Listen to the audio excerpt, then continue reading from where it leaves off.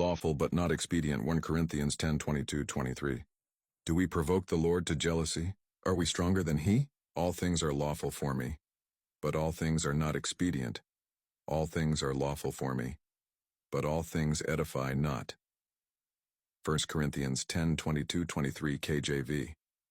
Paul strikes at the very heart of Christian liberty in these verses. Too often people seize upon the phrase, all things are lawful for me, as though it were a license for sin. They twist Paul's words into a cover for indulgence, forgetting that God's grace never excuses rebellion. Notice the balance Paul immediately gives. But all things are not expedient. All things edify not. Expedient means profitable or beneficial.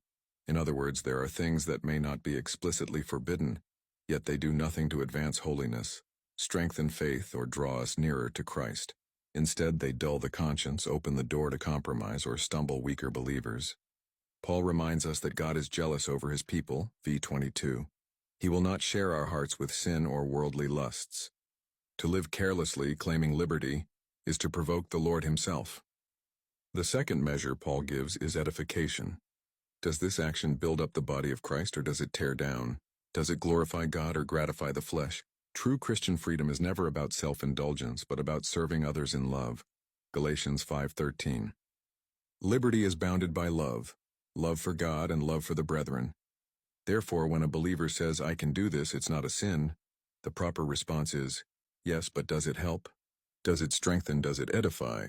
What is lawful in the letter may be deadly in the spirit. Paul himself said, take heed lest by any means this liberty of yours become a stumbling block. 1 Corinthians 8:9. The mature Christian does not ask, what can I get away with? But rather, what pleases the Lord? What builds up others? What keeps my heart pure? Grace elevates us to holiness, not excuses us in worldliness. Let us not provoke the Lord by stretching liberty into license. Instead, let every choice be measured by these two tests. Is it expedient? Does it edify? If not, then though lawful, it is not for the child of God.